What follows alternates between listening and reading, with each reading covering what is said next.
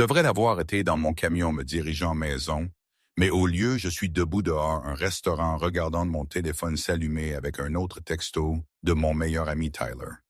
Tu ferais mieux te présenter, Connor. Elle est parfaite pour toi. Je presque l'efface. Je sens comme fil de cuivre et poussière de placo-plâtre, de courir électrique toute la journée au bâtiment de bureau du centre-ville.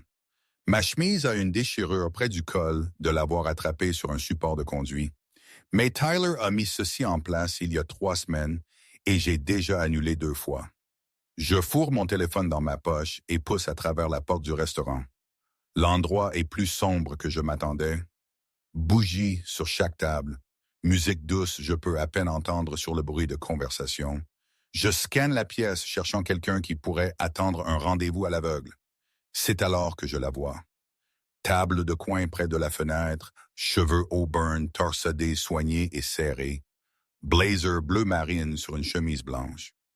Elle est assise seule fixant un verre d'eau comme s'il pouvait lui donner des réponses. Sa posture est si droite, elle semble inconfortable. Alors je remarque sa main. Ses doigts sont enroulés autour du verre si fort, ses jointures semblent blanches. Avant que je puisse faire un pas vers elle, la porte d'entrée s'ouvre derrière moi. Air froid se précipite dedans. Un homme dans un costume gris chair passe devant moi vite, trop vite, comme s'il était pressé d'arriver quelque part avant que quelqu'un ne change d'avis. Il scanne la pièce et ses yeux se fixent sur la femme à la table de coin. Il marche droit vers elle. « Jenna », il dit. Son sourire s'étire large, mais il n'atteint pas ses yeux. Elle se lève, elle ne sourit pas en retour. Elle juste offre sa main comme s'il concluait une affaire commerciale. Lawrence. Mon estomac tombe. Je connais ce nom, Lawrence Hartwell. Il est un investisseur immobilier commercial. Le genre de gars qui achète des bâtiments que les gens aiment et les transforme en choses que personne n'a besoin. Tyler l'a mentionné avant. Dit qu'il est le type qui appelle négociation sous pression et agit offensé quand tu ne le remercies pas pour cela. Lawrence s'assoit sans attendre qu'elle s'assoie d'abord. Jenna s'assoit lentement. Il glisse un épais dossier en manille à travers la table. Il atterrit juste devant son verre d'eau. « Gardons ça simple », Lawrence dit.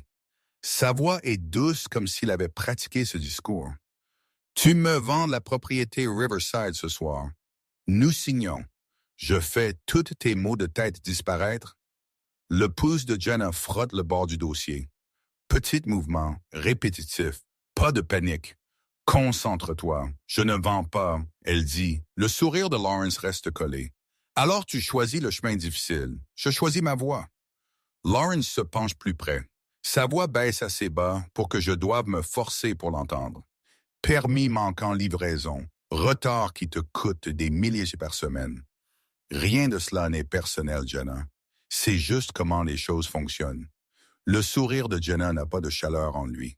Tu ne poursuis pas les gens si fort à moins que tu ne veuilles quelque chose qu'ils ne te donneront pas. Les yeux de Lawrence deviennent vifs, alors il me remarque. Je suis toujours debout près de l'entrée. Il incline sa tête. « Connor Hayes », il dit. Il a l'air surpris. Petit monde. Je ne réponds pas tout de suite. Je regarde Jenna à son visage contrôlé à ses jointures blanches, toujours agrippant le dossier. Je m'approche. Mes bottes sont bruyantes sur le plancher en bois. Mon cœur est stable. Je ne regarde pas Lawrence. Je regarde Jenna. « C'est-il même ce que tu veux réellement ?» Je lui demande. Ma voix est calme mais nette. Les yeux de Jenna se rétrécissent juste une fraction. Avertissement. Puis il se stabilise. « Ce n'est pas l'endroit, Connor. » Lawrence dit. Jenna pose le dossier lentement comme si elle posait une arme. « C'est exactement l'endroit, » elle dit. « Parce que tu aimes les témoins. » Lawrence force un rire, finant témoin. « Voici l'affaire. » Il tapote le dossier. « Je peux voir l'entête maintenant. Avis de privilège. Tu as 3 jours pour contrer ou je le dépose. » Jenna ne le touche pas. Je me penche et le retourne juste assez pour voir les chiffres. Puis je le ferme. Ces chiffres ne correspondent pas au travail. Je dis. Le sourire de Lawrence devient laid. C'est entre moi et Jenna. Jenna se lève. Nous avons fini. Lawrence ne bouge pas. « Pas même une contre-offre. Je te verrai au tribunal, Jenna dit. Les yeux de Lawrence brillent. Tu me verras avant cela. Jenna marche vers la porte. Je suis. Dehors. L'air est froid et humide. Brouillard pend autour des lampadaires. Jenna s'arrête sous une lampe et expire comme si elle avait retenu sa respiration depuis que Lawrence s'était assis. Tu n'aurais pas dû faire ça, elle dit. Je ne pouvais pas le regarder te coincer. Il ne me coinçait pas. Ses yeux sont durs maintenant. Il vérifiait si je plierais et je n'ai pas. Un battement. Puis sa voix s'adoucit. Merci. La porte du restaurant s'ouvre à nouveau. Un homme sort. Il est plus âgé. Cheveux argentés. Un costume qui réellement lui va. Ses yeux ressemblent à il a lu 1000 contrats et n'a jamais été impressionné par aucun d'eux. Morris Clean. Je le reconnais d'un procès de construction que Tyler m'a raconté l'année dernière. Il est l'avocat de Jenna. Il nous rejoint sans drame. Juste marche comme s'il était invité. Lawrence t'a approché ici et il dit « Ce n'est pas une question. » Oui, Jenna dit. La mâchoire de Morris se contracte. D'accord, nous pivotons. Jenna se tourne vers moi. Connor, j'ai besoin de toi sur le site au bâtiment Riverside demain matin. 7 heures pile. Je cligne. Quoi? Et j'ai besoin de la vérité chaque fois, même quand c'est laid. Morris hoche, documentation, photo, horodatage, reçu. Si quelque chose semble anormal, ne suppose pas que c'est une erreur. Le regard de Jenna reste en avant. Elle regarde la rue, mais je ne pense pas qu'elle la voit. Lawrence regarde tout ce que je fais. Je hoche une fois, puis nous nous arrêtons, lui donnant du brouillard pour se cacher. Jenna me regarde maintenant. Vraiment regarde.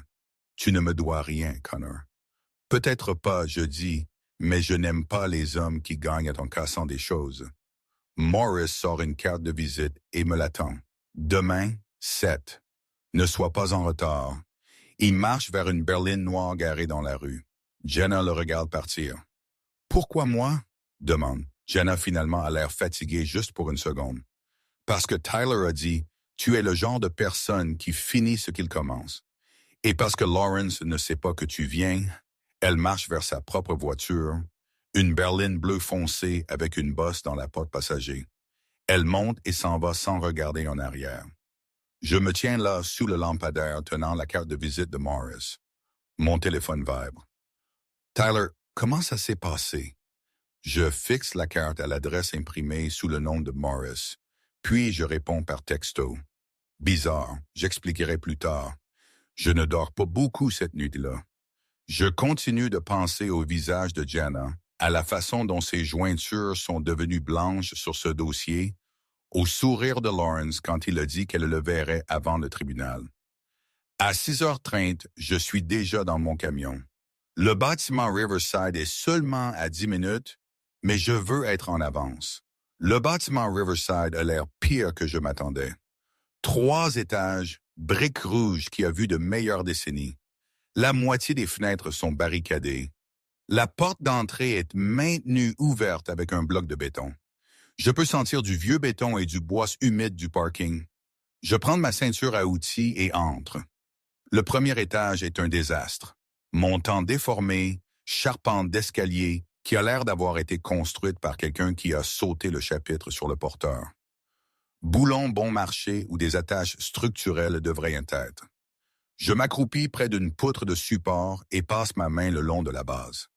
Le bois est doux, pas juste vieux pourrissant. Ce n'est pas une usure normale. C'est négligence ou sabotage. Tu es en avance. La voix de Jenna vient de derrière moi. Je me tourne. Elle est en jeans foncés et bottes de travail. Une chemise en flanelle retroussée à ses coudes. Ses cheveux sont toujours torsadés, mais plus lâches maintenant. Elle porte des plans roulés sous un bras. Toi aussi, je dis. Elle s'approche et pose les plans sur un tréteau. Montre-moi. Je la guide à travers cela.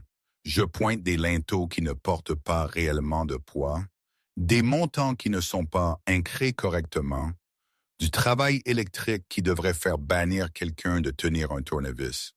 Ce n'est pas juste bâclé, je dis. C'est dangereux. Jenna n'argumente pas. Elle juste pose des questions. Bonnes questions. Pouvons-nous le réparer? Oui, mais ça va prendre du temps. Nous avons besoin d'étais temporaires poteaux, en acier ajustable pour enlever la charge jusqu'à ce que nous puissions remplacer la poutre. Fais-le. Elle ouvre un carnet. J'ai suivi les dépenses. Les factures ne correspondent pas aux livraisons. Quincaillerie bois traité. Attache structurelle. Tout court. Ma mâchoire se serre. Ce n'est pas bâclé, c'est du vol. Les yeux de Jenna restent calmes. Je suspectais, c'est pourquoi j'ai commencé à regarder. Je m'accroupis près du mur et vérifie le système de sécurité du bâtiment. Le conduit est là, mais le câble à l'intérieur est coupé, pas effiloché, pas rongé par des rongeurs, coupé net avec une lame. Tes caméras sont mortes, je dis. Jenna ne bronche pas. Lawrence les a fait couper avant que tu ne commences le travail. Alors, comment prouvons-nous quoi que ce soit? Jenna ouvre son sac et sort un petit étui de camouflage. Elle l'ouvre, à l'intérieur est une caméra de chasse, le genre que les chasseurs attachent aux arbres. Alimentée par batterie, activée par mouvement. Je l'ai installée derrière l'ancien ascenseur de service. Elle dit « angle mort de coin ». Je n'ai pas encore dit à Morris. Je lui donne un lent hochement de tête. Bien, garde ça silencieux. Nous travaillons toute la matinée. Je trace des lignes de niveau laser. Jenna vérifie les lectures d'humidité avec un mètre que je ne savais pas qu'elle avait. Nous construisons l'étayement carré, poteaux en acier, plaques de renfort serrées, tout documenté avec photos et horodatage. Mon apprenti, Jake, arrive à 9 heures avec du bois. Il jette un coup d'œil à Jenna et lève ses sourcils vers moi. Je l'ignore. À midi, Jenna pose 2 boîtes à sandwich sur une planche à travers des tréteaux. Elle les ouvre. Pastrami sur seigle, dinde sur blé. C'est spécifique, je dis. C'est efficace, elle répond. Pas d'expression. Nous mangeons debout dans Assure et la faible lumière du soleil venant à travers les fenêtres sales. Le bâtiment commence à se sentir moins comme le chaos, plus comme une structure. À la fin de la semaine, nous avons un rythme. Jenna apporte du café chaque matin. Noir pour moi, lait d'amande dans le sien. Le lait d'amande commence à apparaître dans mon camion sans qu'aucun de nous le mentionne. Petites choses s'accumulent en routine. Ces lunettes de lecture finissent dans ma console. Un mètre ruban de rechange sur mon tableur de bord. Une boîte de colliers de serrage dans son sac parce qu'elle a vu mon équipe en manquer. Tard vendredi soir, je reste pour réparer une charnière de porte. Le bâtiment est vide. Juste moi et le son du vent faisant vibrer les fenêtres. Je serre les vis quand une piqûre aiguë frappe mon pouce. Éclat, assieds-toi. La voix de Jenna vient de l'embrasure de la porte. Je ne l'ai pas entendue entrer. Je suis fina. Son ton ne monte pas. Il me cloue juste. Connor, assieds-toi. Je m'assois sur l'établi. Jenna s'approche avec un petit étui métallique. Elle l'ouvre. Pince à épiler, antiseptique, pansement, école d'architecte. Demande. Fabrication de modèles. Et elle répond. Le bois de balsa est brutal. Elle tourne ma main paume vers le haut, se penche. Ses doigts sont stables. Elle pince l'éclat et le retire d'un coup sec.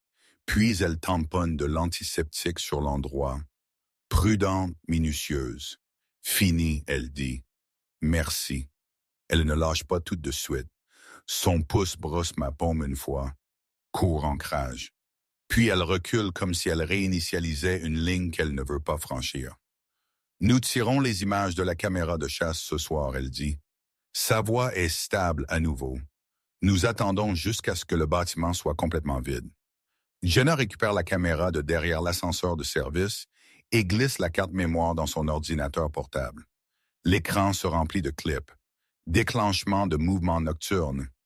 Alors Lawrence apparaît. Pas un travailleur, pas un inspecteur. Lawrence lui-même. Il porte un manteau foncé et une casquette de baseball tirée bas. Il marche droit vers notre mur d'étayement, comme s'il savait exactement où est le point faible. Il s'accroupit, dévisse une plaque de renfort, la glisse dans sa poche de manteau. Puis il se lève et sourit. Pas grand, juste un demi-levé tordu, comme un homme qui vient de jouer une carte gagnante. La voix de Jenna s'amincit. Il essaie de faire échouer ton travail. Il essaie de faire que quelqu'un se blesse, je dis.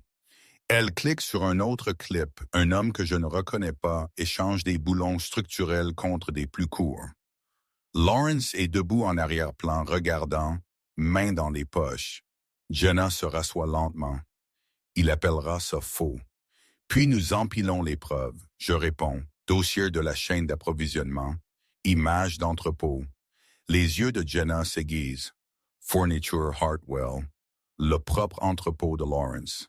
Je hoche la tête et Morris ne nous laisse pas entrer comme des étrangers. Jenna prend son téléphone. J'appelle Morris. Morris arrive à Riverside le lendemain matin. Il est au téléphone quand il entre et termine l'appel la seconde qu'il nous voit. J'ai un ami chez Hartwell Supply, il dit. Gérant de nuit Eddie à Campus. Il me doit une faveur d'un dossier d'indemnisation des travailleurs que j'ai géré pour son frère. Jenna tend à Morris une clé USB avec les images de la caméra de chasse. Il le branche dans son ordinateur portable, juste là sur le tréteau. Son visage ne bouge pas pendant qu'il regarde Lawrence dévisser la plaque de renfort. Mais quand le sourire de Lawrence apparaît à l'écran, la mâchoire de Morris se contracte durement.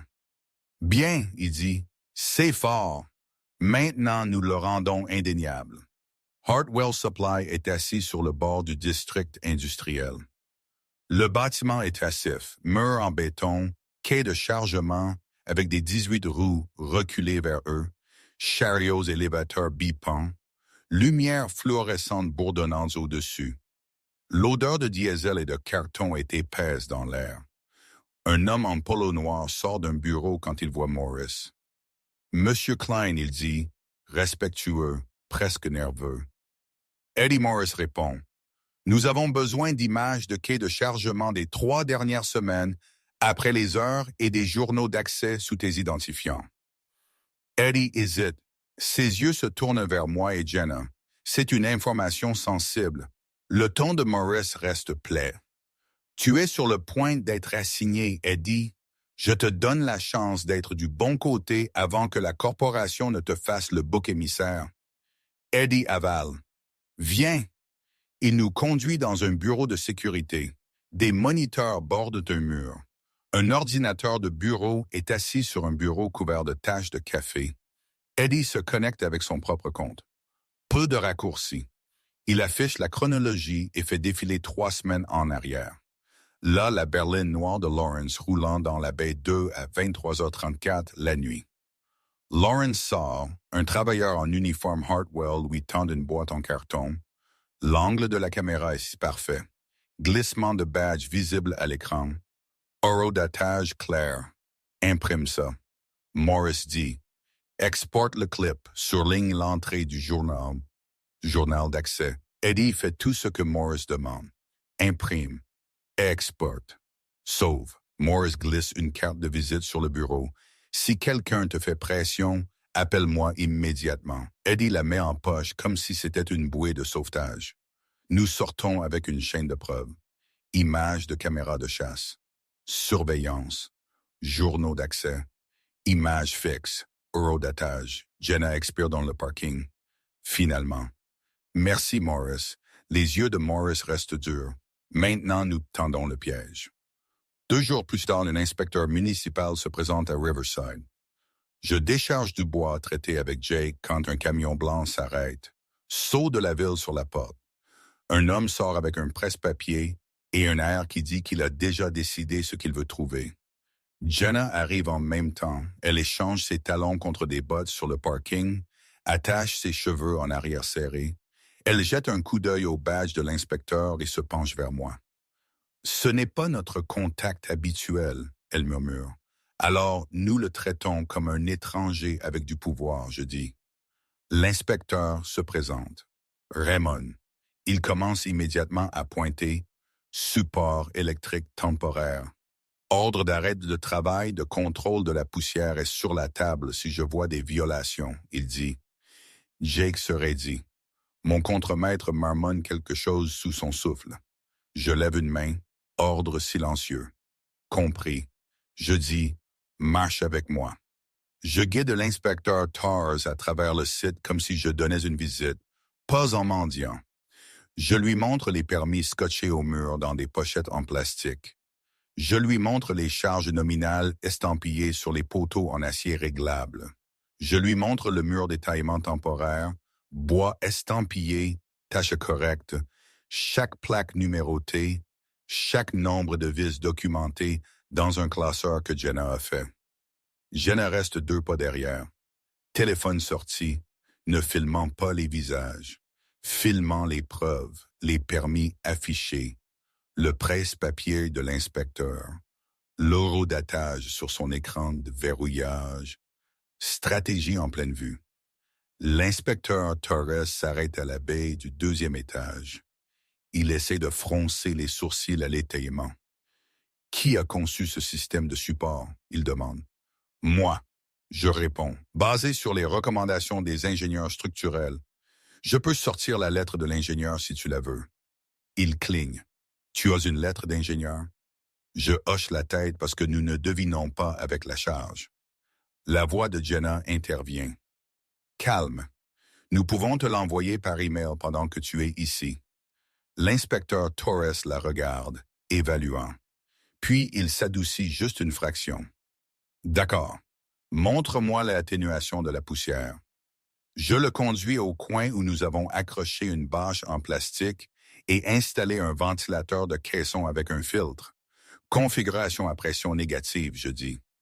Empêche la poussière de migrer vers d'autres zones. Il le vérifie, vérifie notre extincteur, vérifie notre poste de premier secours monté sur le mur. Puis il a l'air agacé de ne rien trouver de mal.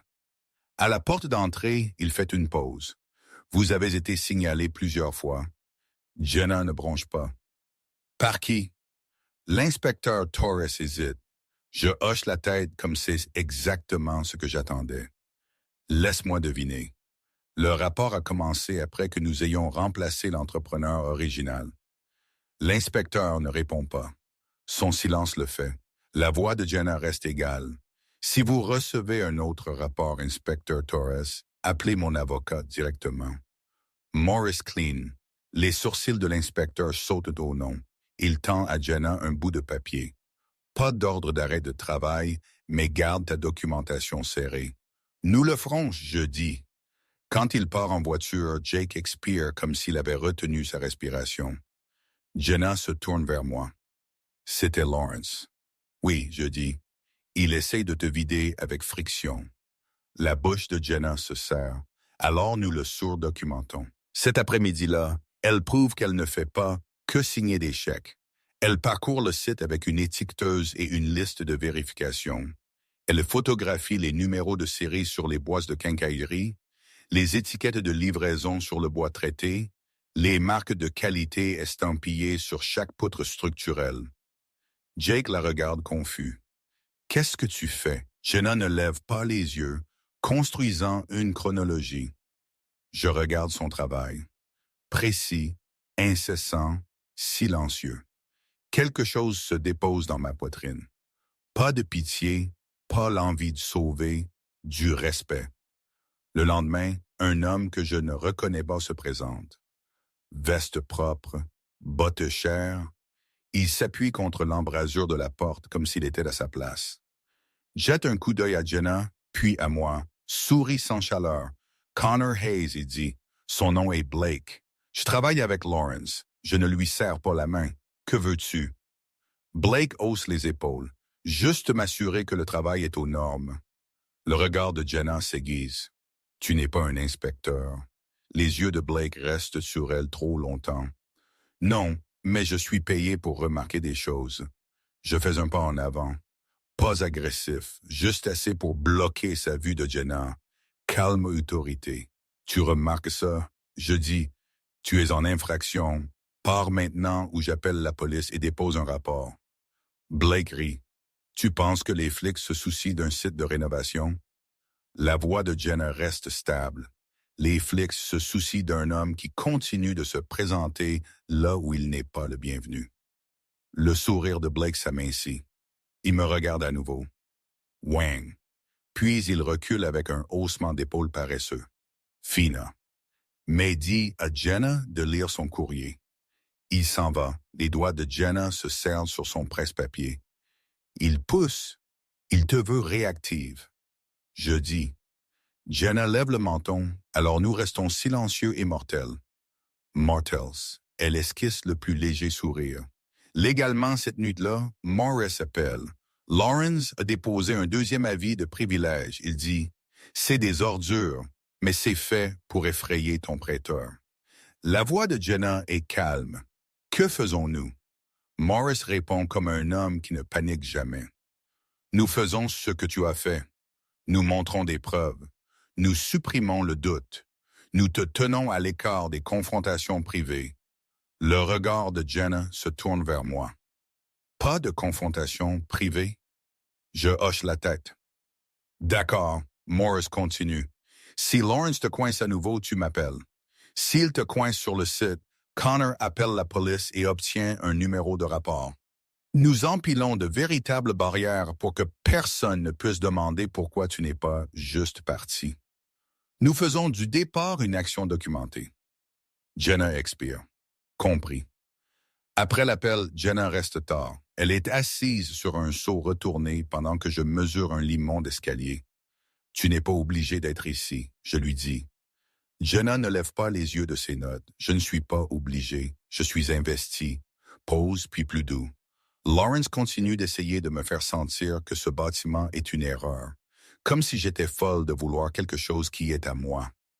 Je garde mes mains sur le maître ruban, la voix égale. Il a peur. Jenna lève enfin les yeux. De quoi? De toi quand tu n'es pas fatigué. Ses yeux tiennent les miens un battement trop longtemps. L'air change silencieux, chargé. Je pose le ruban lentement, prudent avec le moment. La voix de Jenna baisse. Connor, pourquoi fais-tu ça? La question n'est pas à propos des murs d'étaillement. Je rencontre son regard. Parce qu'il n'a pas le droit de réécrire ta réalité, et parce que je n'aime pas les hommes qui gagnent en cassant des choses. La gorge de Jenna travaille. Elle hoche une fois, l'acceptant. Puis, parce que c'est Jenna, elle devient pratique. Demain, nous remplaçons la ligne de solive compromise avant que le temps ne change. Je fais un petit sourire. Oui, madame. Ses sourcils se lèvent. Ne m'appelle pas comme ça. La tension ne disparaît pas. Elle s'aiguise juste en quelque chose que nous pouvons utiliser. La tempête frappe 2 nuits plus tard, vient d'abord bas et incessant, puis pluie en nappe qui martèle la brique. Mon téléphone vibre à 11 heures du soir. Jenna, Riverside dehors. Quelque chose ne va pas. Je suis dans mon camion avant que la deuxième sonnerie ne se termine. Jenna se tient sous l'obvin quand je m'arrête. Manteau tiré serré, cheveux humides, visage pâle mais contrôlé. La baie du 2e étage, elle dit. J'ai entendu un craquement. Je prends ma lampe frontale et cours à l'intérieur. Le bâtiment gémit sous le vent. La pluie fait vibrer les hautes fenêtres. Chaque rafale fait gémir les vieilles poutres. Au 2e étage, ma lumière frappe le mur d'étaiement. Une plaque de renfort est manquante. Un poteau en acier penche juste assez pour faire monter mon pouls. En arrière, je claque. Jenna recule mais ne court pas.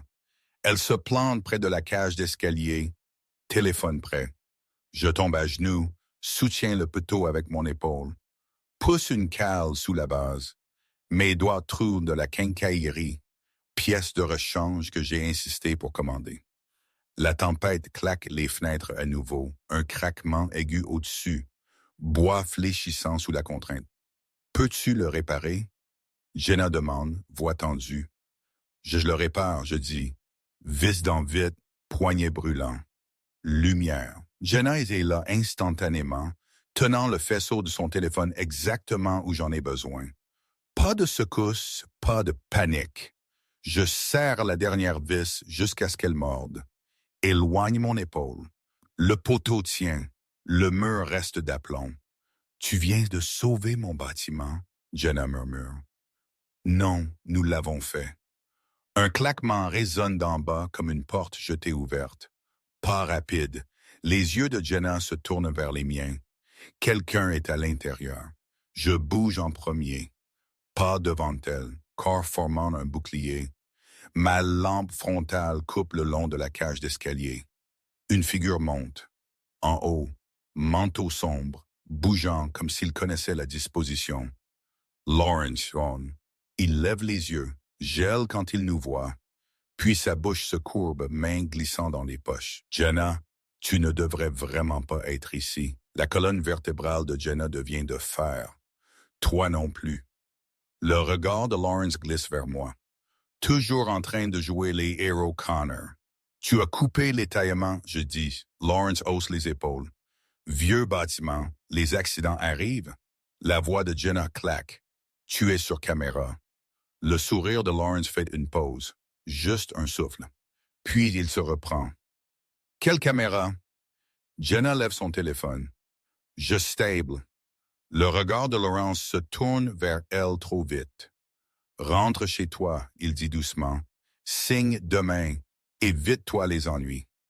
Jenna fait un pas en avant. Un demi-pas. Vendre maintenant n'est pas la paix, Lawrence. C'est te laisser gagner. La mâchoire de Lawrence tressaille. Tu penses pouvoir me battre avec des phrases comme ça? Non, Jenna dit. Ancré. Je te bats avec des preuves. Les yeux de Lawrence durcissent, puis il se tourne et s'enfuit. Je poursuis. Bottes glissant sur les marches humides, mais il atteint le premier étage vite. Se jette à travers une porte dans la tempête. Sa berline rugit. Les pneus patinent. Les feux arrière disparaissent dans la pluie. Je me tiens dans l'embrasure. Poitrine haletante. Trempée. Jenna arrive derrière moi, me touche le bras. Es-tu blessé? Je regarde en bas. Jointure écorchée, sang se mélangeant à la pluie. Ce n'est rien. Son regard tient le mien. Ne me mens pas. C'est une égratignure, j'admets. Elle hoche la tête, satisfaite. Puis elle s'approche assez pour que le bruit de la tempête semble lointain. Dis-moi d'arrêter, elle dit, voix à peine au-dessus de la pluie. Consentement clair, mutuel.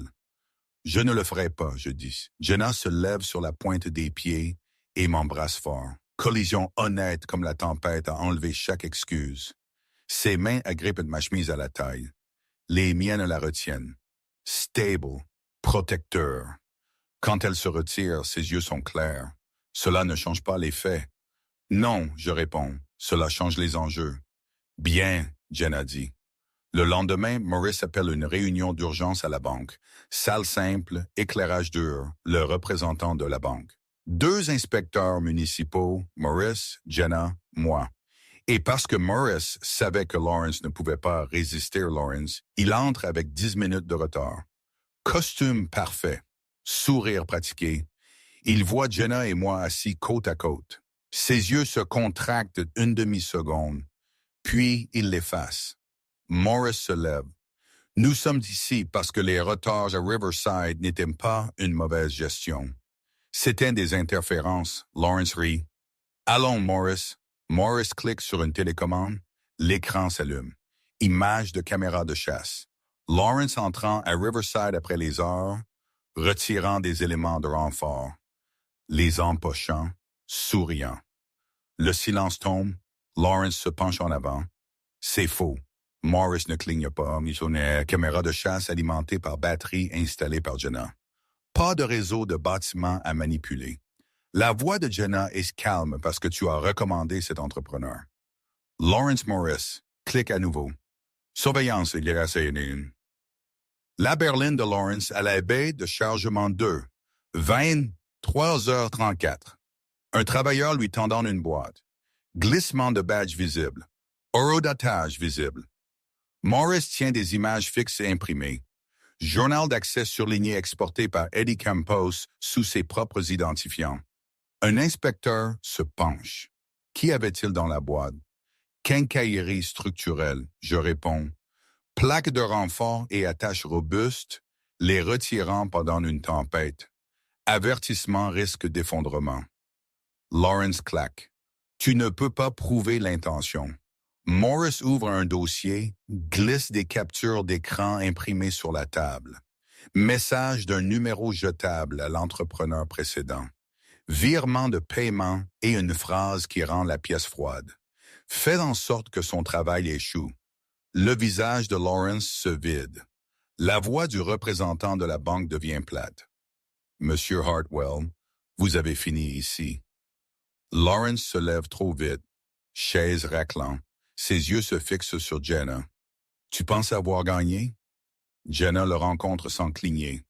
Je pense que tu as finalement perdu. Le regard de Lawrence se tourne vers moi, dégoûté. C'est ce que tu as choisi, un entrepreneur. Jenna répond instantanément. J'ai choisi l'homme qui construit, pas l'homme qui prend. La bouche de Lawrence se tord. Il sort en trombe. Morris ne célèbre pas, juste dit « Nous déposons l'injonction aujourd'hui ». Le hochement de tête de l'inspecteur sous la table. La main de Jenna trouve la mienne, légère, stable. Je serre une fois, elle serre en retour. Des semaines passent. Riverside continue de tenir. Nous reconstruisons ce que Lawrence a essayé d'affaiblir. Remplaçons les éléments endommagés. Corrigeons l'ossature. Documentons chaque étape. Jenna reste proche. Pas planant. Pas impuissante. Présente. Stratégique. Un après-midi, elle descend d'une échelle, de la sueur sur sa manche, me regarde avec un léger sourire narquois. « Tu n'es pas simple. » « Est-ce une plainte? » « Non, elle répond. « Je pensais que simple était le but. Maintenant, je veux clair. Je veux solide. Le genre de vie sur laquelle tu peux t'appuyer. » Je m'approche. « Dis-moi d'arrêter. » Jenna secoue la tête une fois. « Plus lent que la tempête. Plus délibérée promesse que tu peux tenir. » Quand nous nous séparons, elle dit, « Nous devons encore faire un... » en fumant la cage d'escalier. Je ris. Oui, Jenna. Le jour où les inspecteurs signent, Morris tend à Jenna une enveloppe, claire, sans privilège. Injonction tient. L'avocat de Lawrence a demandé du temps, mais il saigne d'options. Jenna scanne les papiers, les ferme comme scellant un chapitre. Regarde Morris. Merci. Morris hoche la tête, me regarde. Bon travail, Connor. Je hoche une fois. Le tien aussi. Quand Morris part, la lumière du soleil remplit l'espace à travers de hautes fenêtres. Le bâtiment semble stable. Jenna se tourne vers moi. Sais-tu ce qui me rend heureuse? J'étudie son visage, contrôlé, mais plus crispé. Le bâtiment debout? Oui. Preuve dans ta main? Oui. Sommeil, j'ajoute. Jenna rit. Réel et quelqu'un qui ne me demande pas de rétrécir ici pour bref sincère. Ce n'est pas un rebond. Je ne fais pas de rebond. Je réponds construit. Le sourire de Jenna s'adoucit puis construit. 2 mois plus tard, nous mangeons des sandwichs sur le plancher du studio. Les meubles ne sont pas d'arrivée. Pastrami pour moi, dinde pour elle, ses lunettes de lecture dans mon camion, lait d'amande dans ma glacière. La routine n'est pas d'un discours, c'est une preuve. Jenna penche sa tête contre mon épaule. Il me voulait fatigué, effrayé. J'incline mon corps, lui donnant un mur sur lequel s'appuyer.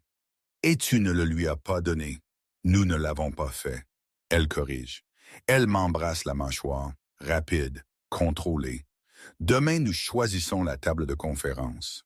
Je grogne. S'il te plaît, ne me dis pas que c'est une autre décision efficace. Son sourire devient méchant. Ça l'est. Mon téléphone s'allume. Message de mon père. Je me fige. Jenna le remarque. Qu'est-ce qui ne va pas? Je la regarde, puis l'écran. Mon père vient de se fiancer.